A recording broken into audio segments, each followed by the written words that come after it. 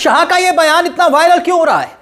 क्यों कहा जा रहा है कि एक तरफ तो भारतीय जनता पार्टी नीतीश कुमार के चेहरे का ऐलान नहीं कर रही है, उनको मुख्यमंत्री पद का दावेदार नहीं बता रही है, और दूसरी तरफ अब खुद अमित शाह ने जेडीयू के खिलाफ प्रचार शुरू कर दिया है।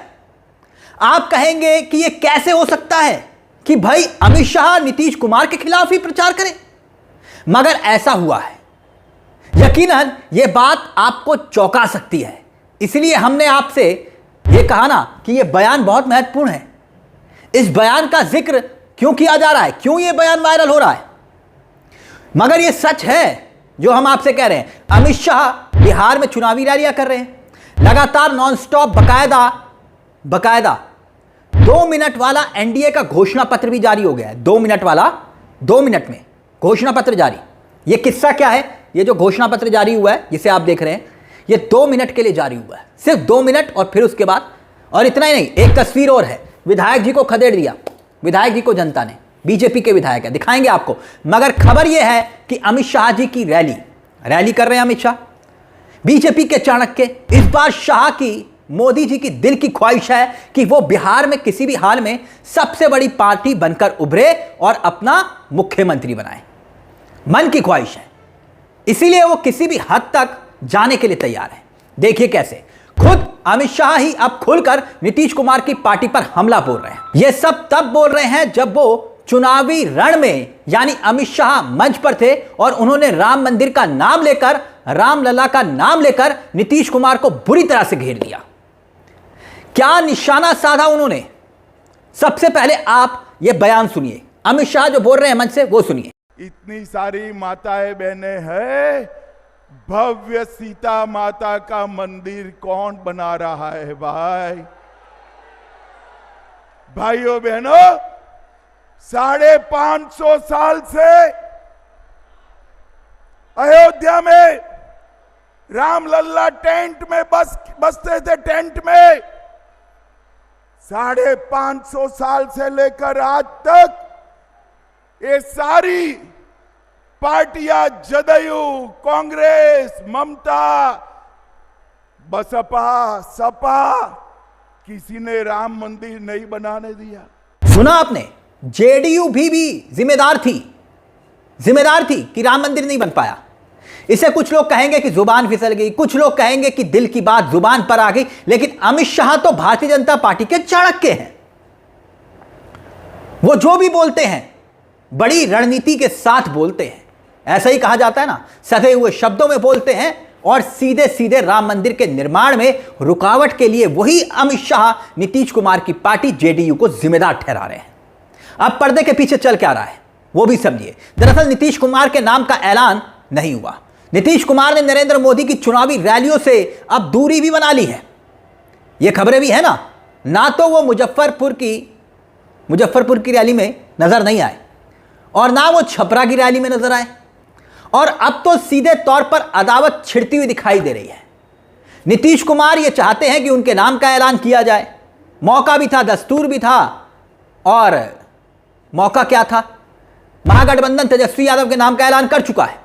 तेजस्वी यादव को अपना मुख्यमंत्री पद का दावेदार बता चुका है, लेकिन एनडीए में दूल्हा कौन है, अभी भी यह सवाल का जवाब मिल नहीं पाया है। बीजेपी भले ही खड़े होकर मंच से कह रही है, बीजेपी के नेता, कि भाई नीतीश जी मुख्यमंत्री थे, मुख्यमंत्री हैं, मुख्यमंत्री रहेंगे। और एक तरफ नीतीश कुमार के नाम का ऐलान सार्वजनिक तौर पर ना होना, मतलब कि कोई प्रेस कॉन्फ्रेंस में ना होना, और दूसरी तरफ पार्टी इस तरह से सियासी हमला बोल रही है, अमित शाह का बयान सामने आना।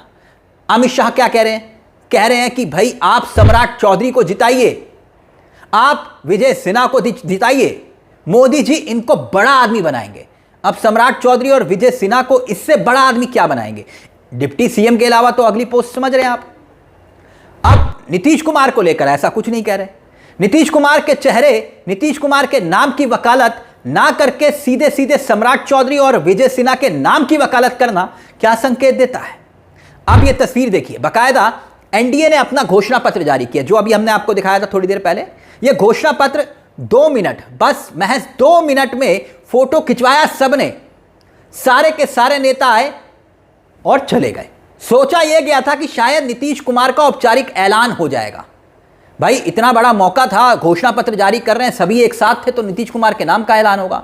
बाकायदा नड्डा जी भी वहां मौजूद थे, मगर ऐसा हुआ नहीं। नीतीश कुमार को फिर से क्या भारतीय जनता पार्टी ने गच्चा दे दिया। अब देखिए, कांग्रेस के नेता हैं सुरेंद्र राजपूत, वो क्या लिखते हैं। उन्होंने सोशल मीडिया पर इसी किस्से को लेकर लिखा कि मैगी भी 2 मिनट में बनती है, पर एनडीए की संयुक्त प्रेस कॉन्फ्रेंस तो 1 मिनट में ही खत्म हो गई।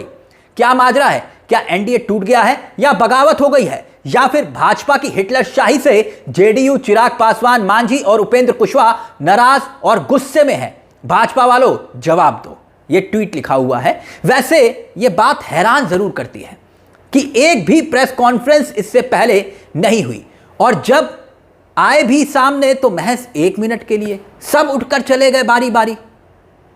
अब याद कीजिए राहुल गांधी का वो बयान, आपको याद होगा राहुल गांधी ने हाल ही में बिहार में वैसे तो कई बयान दिए जिसको लेकर बीजेपी इस वक्त बहुत परेशान है। बीजेपी को मुजरे वाला बयान अच्छा लगता है लेकिन डांस वाला नहीं, क्योंकि राहुल गांधी। लेकिन यहां पर राहुल गांधी ने एक और बात बोली, रिमोट कंट्रोल।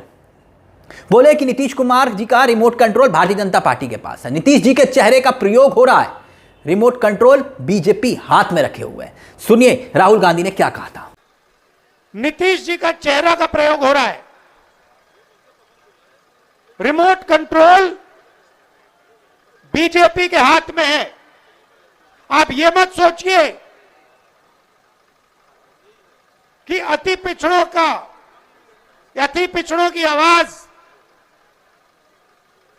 उधर सुनाई देती है। 3-4 लोग कंट्रोल करते हैं, बीजेपी कंट्रोल करती है, उनके हाथ में रिमोट कंट्रोलर है और उनको सामाजिक न्याय से कोई लेना देना नहीं है।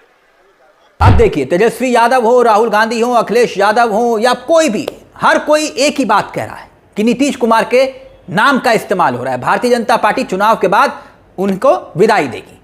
तेजस्वी भी यही बात कहते हैं कि हमको नीतीश कुमार की हालत पर दया आ रही है, क्योंकि उनका इस्तेमाल किया जा रहा है। महागठबंधन की तरफ से चेहरा साफ है, नीति भी साफ है, महागठबंधन का घोषणा पत्र भी आ चुका है और अब एनडीए का भी आ चुका है।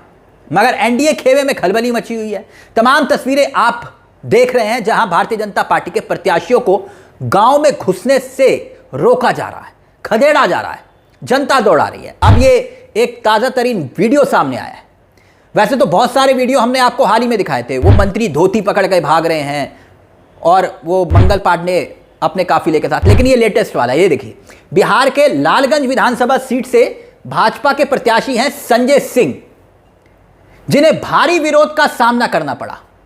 लोगों ने कहा हम आपको पहले वोट दिए लेकिन अब नहीं देंगे। वायरल वीडियो मांगनपुर गांव का बताया जा रहा है।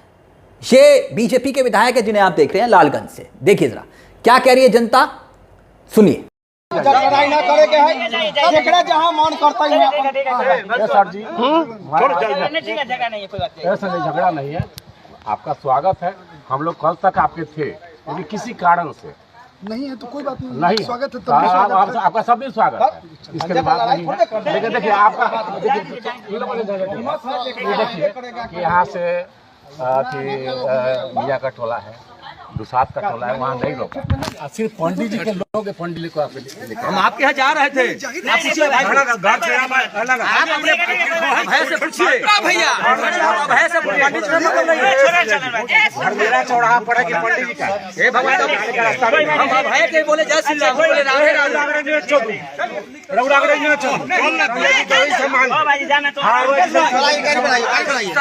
संजय जी हमरे से बदलो हाँ बाड़ू खाने